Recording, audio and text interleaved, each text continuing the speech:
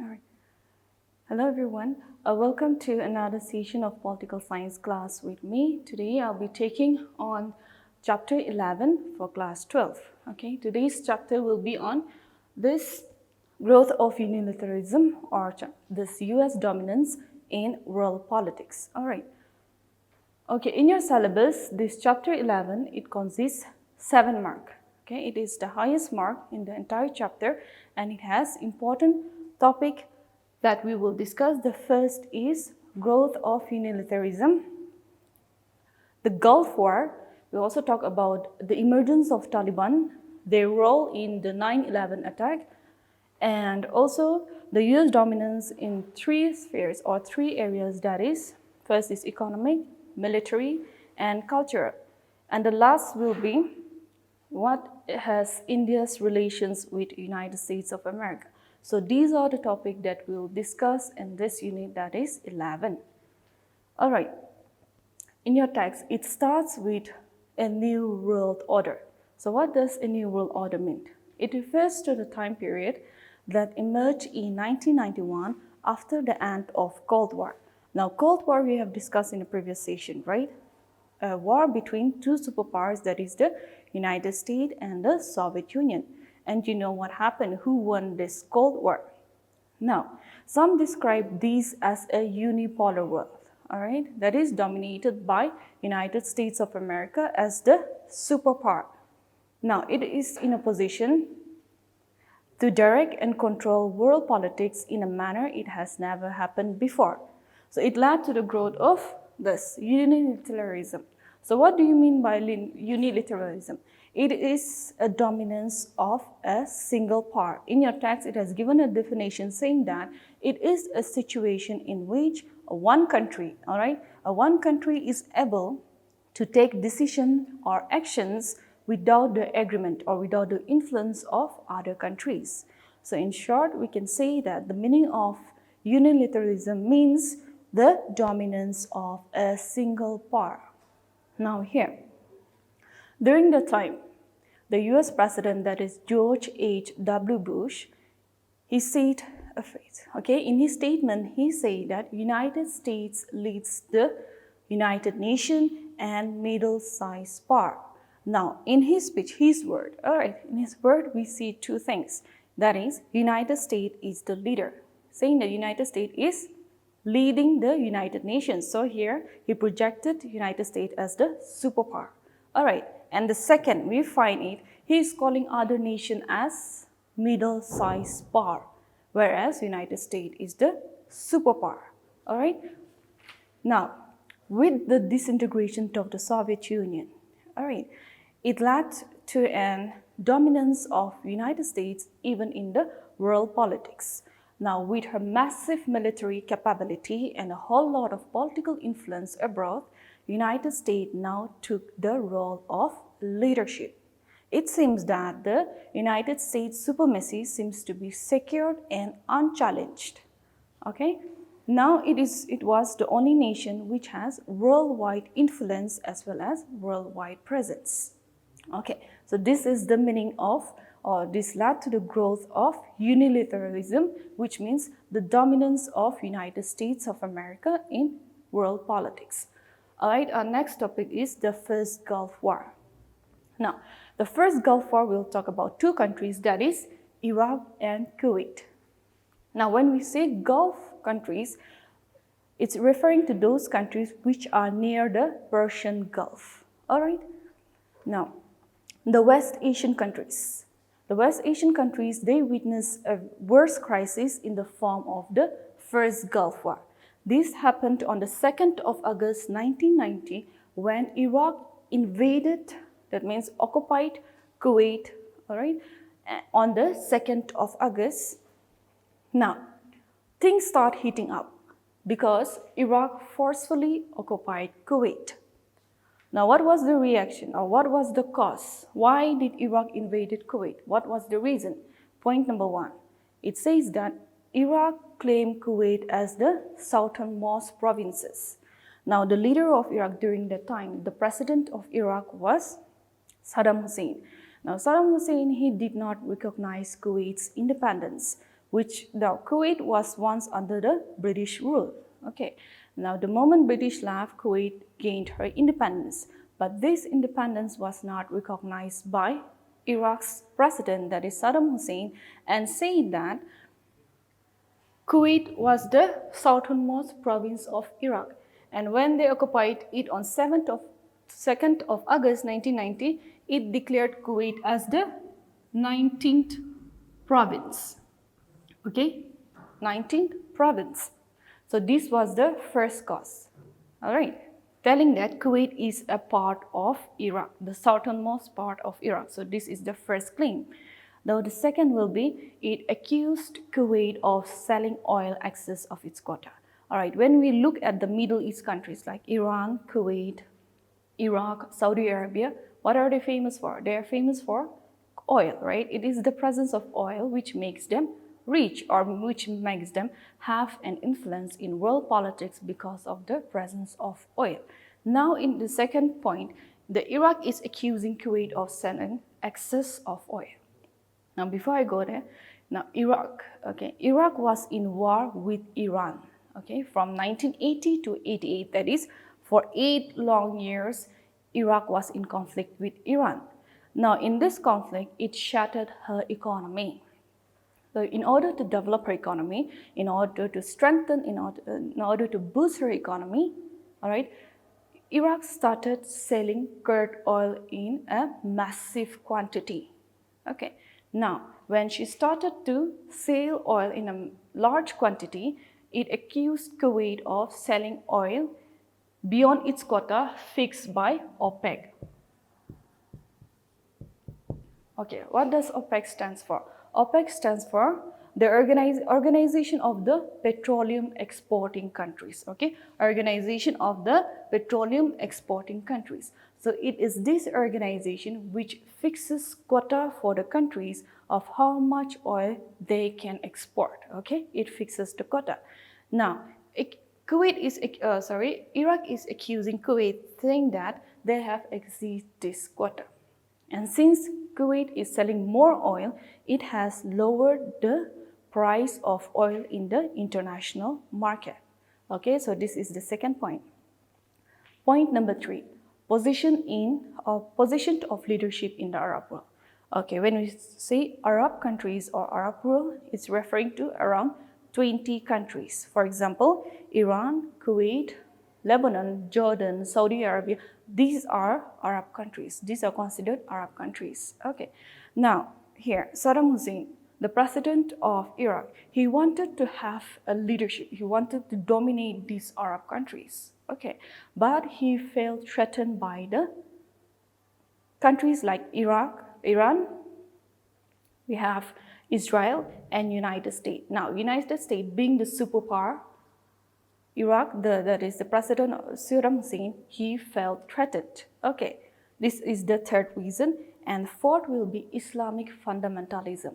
Okay, when I say fundamentalism, it is referring to a religious movement. Okay, when I put Islamic first, it is something to do with Islamic religious movement. Now, Iran ruler, okay, Iran ruler, they vowed or they denounced that America is not a threat to Islam. And on the other hand, United States, in order to counter Islamic fundamentalism, she gave monetary aid, billions of dollars of aid, and also arms and ammunition for what? To counter Islamic fundamentalism. Okay, so when United States was giving monetary aid as well as arms and ammunition, Saddam Hussein did not appreciate that. He looked at this initiative in a very angry manner. This also was the other reason of Iraqi's invasion.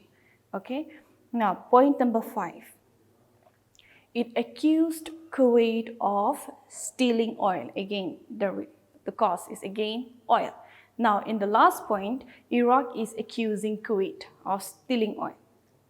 It happened in July 1990. Now, President of Iraq, that is Saddam Hussein, he accused Kuwait of stealing Iraqi oil, and that Kuwait has to pay damages to Iraq. And the damages was in the form of money. And he said that Kuwait has to pay $14 billion. Okay, now did Kuwait pay the damages? No. Okay, Kuwait did not pay the damages. These triggered the war. These caused the war. Now invasion, Iraq invasion. Now we'll come here. Now this happened on the 2nd of August 1990. The whole world took to surprise when Iraq forcefully invaded Kuwait on the 2nd of August 1990. Okay, so this is the first point, 2nd August 1990. Now Iraq was able to occupy Kuwait within just 6 hours. Next point, 6 hours. Within a short time, Kuwait was under the control of Iraq. Okay, now the moment Iraq occupied Kuwait, now it declared as the 19th province. Okay, so these are the 3 key words here. Now, it declared Kuwait as the 19 provinces of Iraq. Now, Saudi Arabia, the immediate neighbor of Iraq and Kuwait, the immediate country near these 2 conflicting countries, now Saudi Arabia felt threatened. Okay, why? Saudi Arabia felt threatened that Iraq forces or Iraq troops might come and invade her territory. That's the reason why Saudi Arabia asked for assistance. Okay, asked for assistance to defend her country. And whom did she ask for assistance? Saudi Arabia asked for defense assistance to United States of America. And in United States of America, being the superpower, responded positively. Now USA, she sent her troops on the 7th of August. Okay, 7th of August 1990, the US forces was sent to Saudi Arabia to defend her territory against or from the forces of Iraq troops. Now this defense or this operation came to be known as Operation Desert Shield. Now what is Operation Desert Shield? In short, we can say that the US giving assistance in terms of military, sending her military troops to Saudi Arabia to defend Saudi Arabia from Iraqi forces is known as Operation Desert Shield. All right. Now what was the world's reaction? Well, how did the world react when Iraq occupied or invaded Kuwait? Now the whole world took to surprise when Iraq invaded and occupied Kuwait. Okay, now the world community, it appealed Iraq to liberate Kuwait, but Iraq was not ready to do so. Therefore, Kuwait has to be liberated by force. Okay, now during the time, the US president, that is George H.W. Bush, okay, he took a leading role in this conflict. All right, now the US president, again, the United Nations Security Council, the most powerful organ of the United Nations, the UNSC, it also called for international cooperation to fight against Iraq. Now, the United States, other Western countries, and even Arab nations, okay, please keep in mind here, Arab nations, they came together and they formed a coalition of 30 countries. 30 countries, and these 30 countries, okay, that is United States, Western powers, as well as some Arab countries. Altogether, it accounted for 30 countries. They started sending their troops to Saudi Arabia, which was the nearest country for these 2 conflicting countries. All right, Saudi Arabia. Now, it says that the troops amounted for around 660,000 troops. This is massive. Okay. Now, the moment this troop was again headed by an American general called German H. Norman. Okay. Now, this troop, it was led by an, again, American general. Now, the Security Council, it gave a warning again.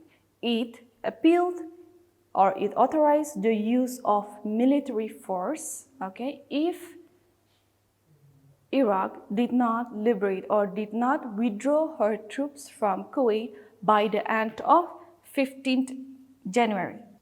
15 January 1991. So this was the deadline given to Iraq to withdraw her troops from Kuwait.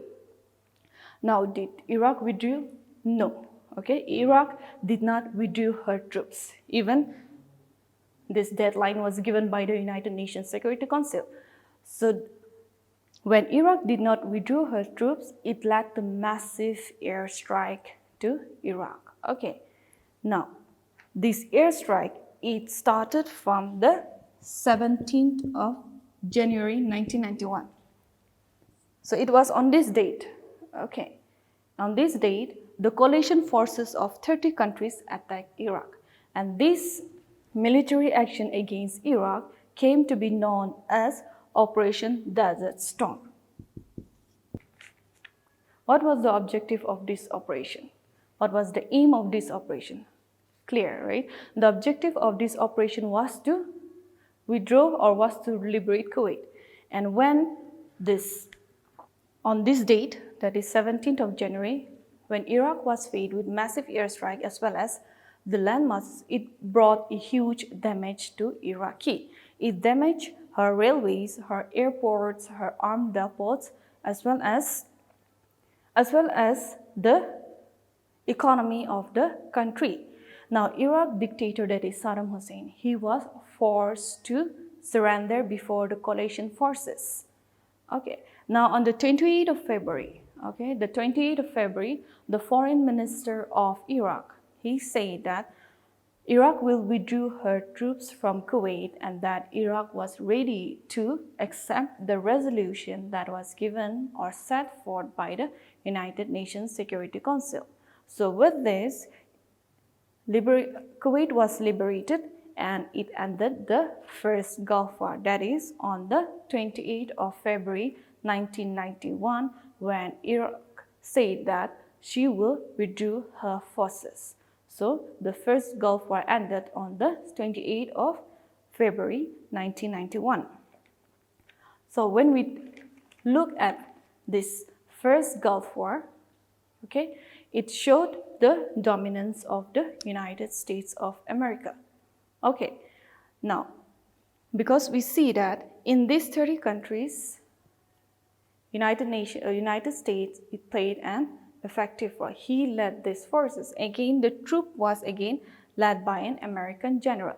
So when you write about this first Gulf War, some of the key points that you have to write or that you have to mention in your answer is 2nd of August 1990. This is the date when Iraq invaded Kuwait. Now, it invaded or it was able to control Kuwait within just 6 hours and it made Kuwait as the 19 provinces. Okay, now this Operation Desert Shield and Operation Desert Storm, what is the difference between these two? Now, Operation Desert Shield, it refers to American sending her troops to defend Saudi Arabia from Iraqi forces. Defense, okay, it is called as Operation Desert Shield. And what do you mean by Operation Desert Storm?